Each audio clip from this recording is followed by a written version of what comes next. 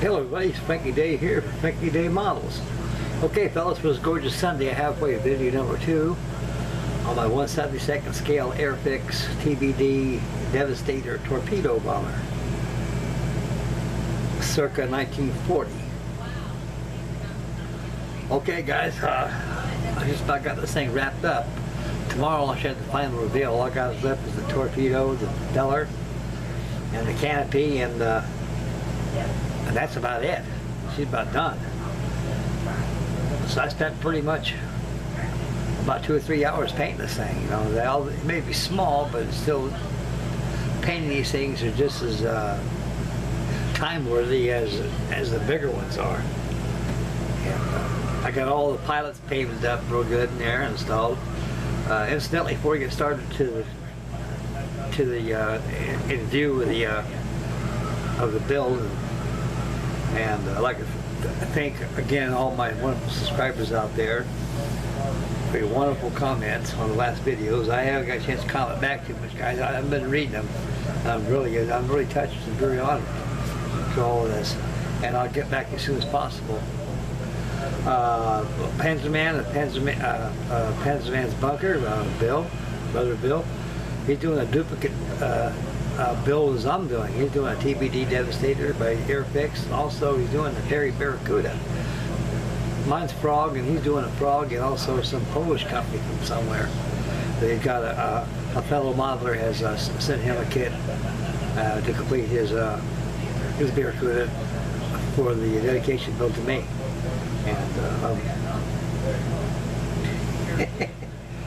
And when I seen Bill on there, like a picture of me, and I go, hey, that guy looks like me. And thank you, Panzerman Bill. Thank you, Bill. I really appreciate this very much, big brother. You're a very kind, very wonderful person. You're a hell of an artist. You're a damn good model builder. And I love the boys. And incidentally, on your build, your Devastator, you want to know what color schedule?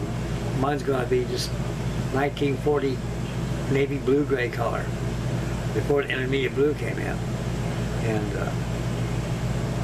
so mine's going to be blue-gray. And of course, the only color schedule option left is either pre-war paint schedule is chrome yellow, aluminum, and red or whatever, or yellow, white or blue, whatever carrier comes from. I think the box is fixed at the carrier Enterprise, I think. And this here is just a carrier based, probably out of Saratoga, Lexington, carrier based TBD, and 1940 colors of navy blue gray. Okay, right now we'll swing the camera and we'll take a look at what's shaking on this thing, and I'll show you something else I'm doing too on my Barracuda, the progress I did on that. And right after this video, I'm going to do a live action job. It's going to be on my 1963 red stripe Airfix 1/72 scale short Sunderland flying boat. So I'm going to be building that tonight live on here. You get to watch old Frankie turn 2 on it, and that'd be a nice video for Sunday. And I'm getting pretty well settled in here in this trailer. It's getting pretty used to everything, and I got everything pretty well figured out what I'll be doing here, and what kind of models I'm going to be building, what I can bring in here, what I can't bring in here. I could build a whole crap load of these 1/72 scale single engine aircraft, but they don't take that much space, but the bombers do. Okay, we're going to take a look at this, and we'll get along with the Barracuda after this. There she is sitting on my Lazy Susan, and we can go in a little bit here, guys. There you go. It's in the all blue-gray color. Well, I primed it first, then I gave it pre-shading with some black. Then I went over with navy sea blue, blue-gray, navy blue-gray. Then I toned it down by using a little bit of light gray. A little light gray, just a hint, to give it the aversion of sea spray.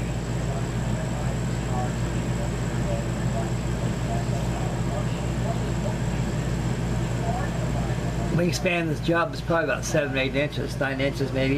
It's a big airplane. It's got a 50-foot wingspan in real life, so it's big enough. And I got all the pilots installed in there. And we can zoom in and take a look at them.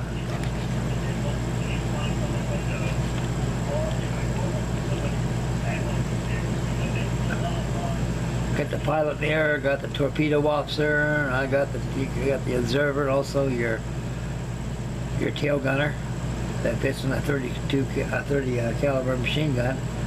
See, TBDs, these things, as you can tell by looking at it, it looks like an aircraft that can tackle almost anything.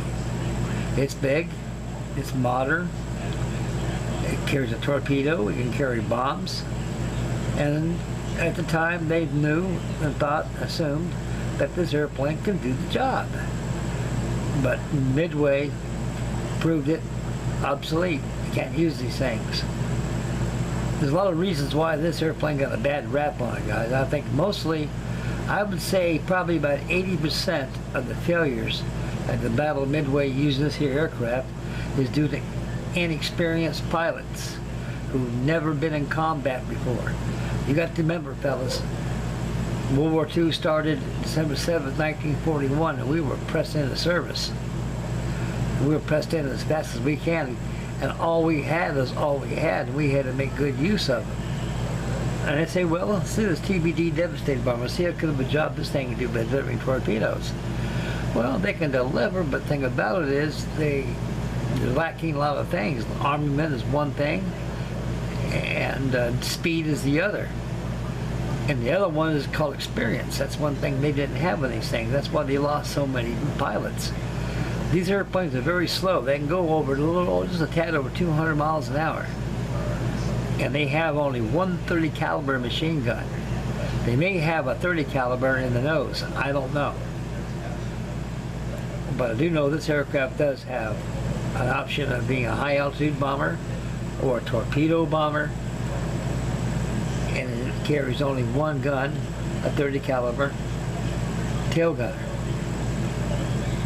On the kit, speaks an officer being painted, but usually it's an enlisted man that takes care of the tail gunner.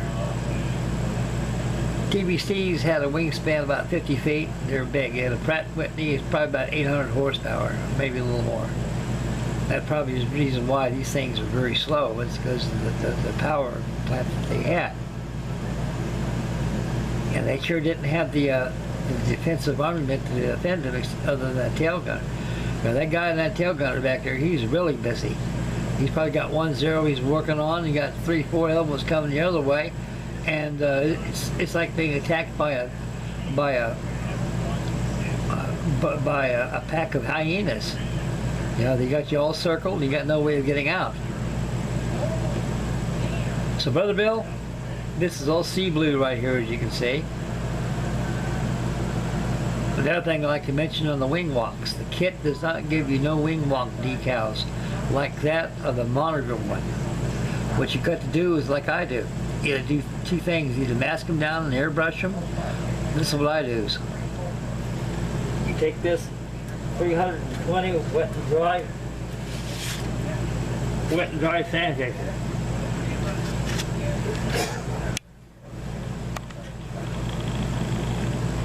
Right here. Make a pattern and you cut them out. After you cut them out, you paint them black. Let the black dry. After you do that, use Elaine's tacky glue, or you can use rubber cement and glue the backing legs out of the decal, and of course it comes off your wing nicely, as you can see here. That's how you do that. So they got to be painted if you're working with this cat.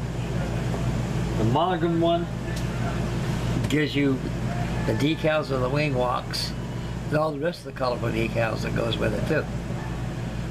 If you guys are interested in getting a monogram kit, the best way to get those is probably eBay. Don't get the the Battle Midway one, the one in the flight configuration going towards battle. Do the first release, 1974 release. The one was all chrome with yellow wings. So this is a pretty good little plane. I really enjoyed the hell out of this little job. And tomorrow I should have the final reveal done on it. Underneath looks pretty reasonably well too.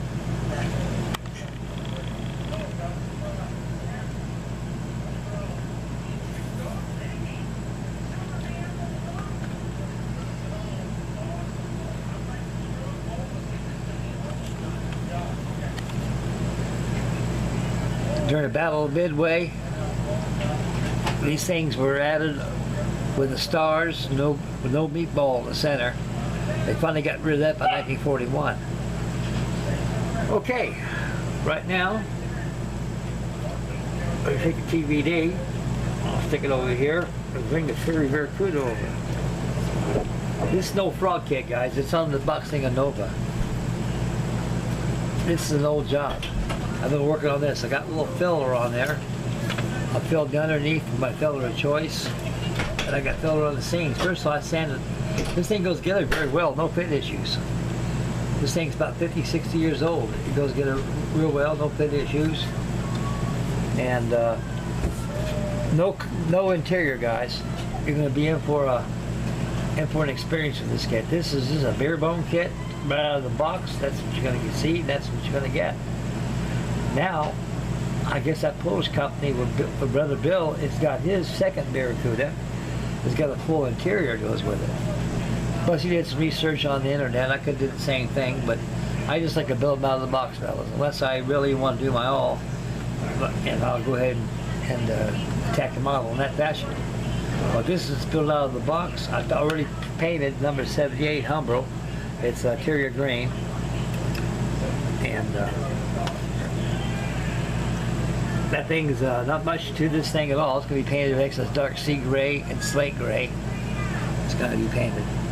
And the underneath is going to be sky. So that got that decided. I'll probably be sanding that down probably maybe this evening sometime. On a TBD here, I've got to do exactly what's left on it is the canopy, propeller, the exhaust stacks. And that's about it. She's finished. I can put it over next to the Grumman duck. That's what's fun about these little ones, guys. You know, you can have so much fun with this thing. They don't take up that much room. You got a little duck over here. Oh, ducky goes good with the Devastater.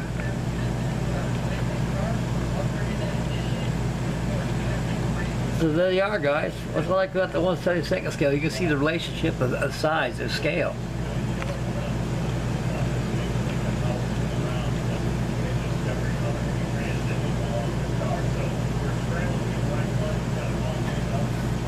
And that'll be it. Okay, we'll send the camera back to yours truly here, and we'll finish up the video, guys. Good face right there. Okay, all settled. So I'm going to be later this evening sometime, I don't know when, probably when it starts getting dark outside. We're going to have a live action tonight. You guys are going to say, gee Frank, let's see the kit blocks.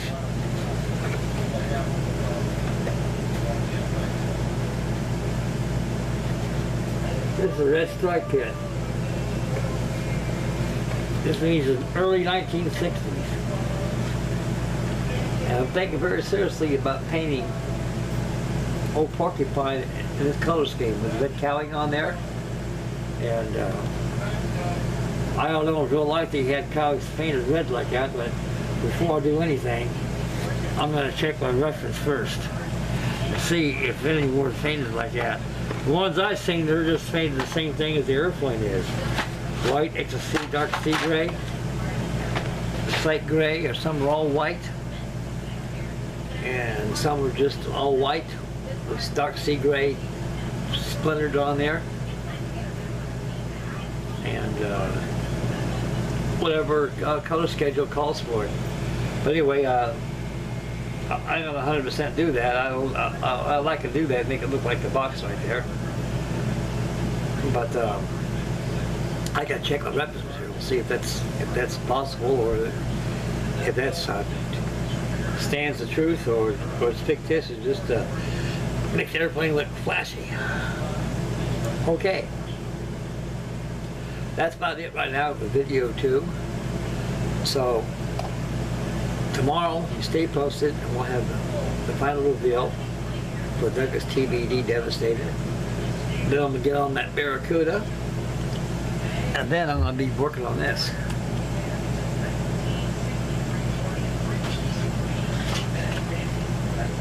I've already started on this.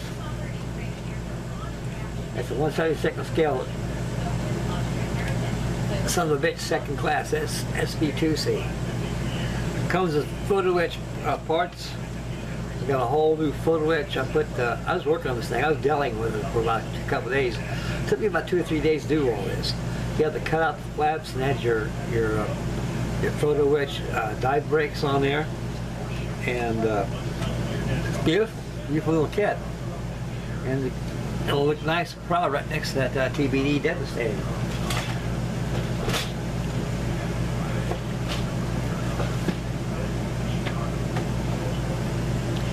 Okay, I'm going to have a mail call video right after this. We'll get into the video right after this video here, fellas. I want to get everything all off the subject here.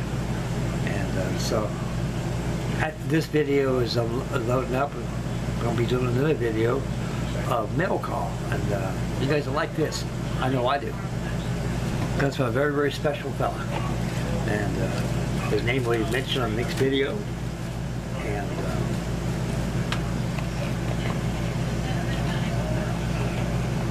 we'll go forward. Okay, this is end of video number 2 for my Airfix 1/72 scale TBD Devastator torpedo bomber, and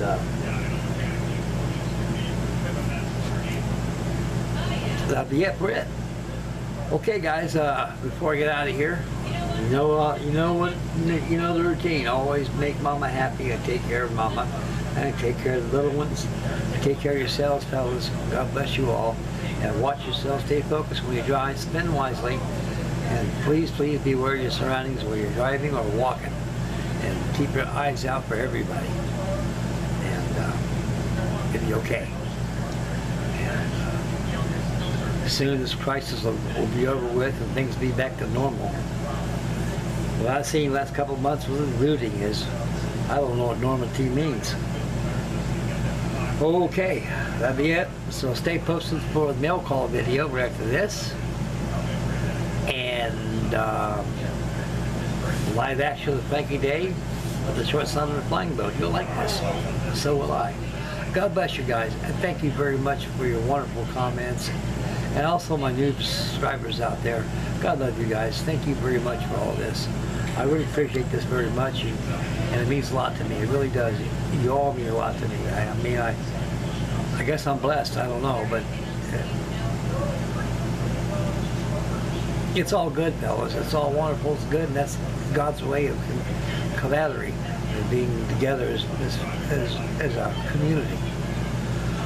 Okay, I'm out of here, guys. I said my piece, and you've seen TBD, and check out Penzman Bill's Bunker, and he's got all kinds of videos out there. He's got the dedication. I mean that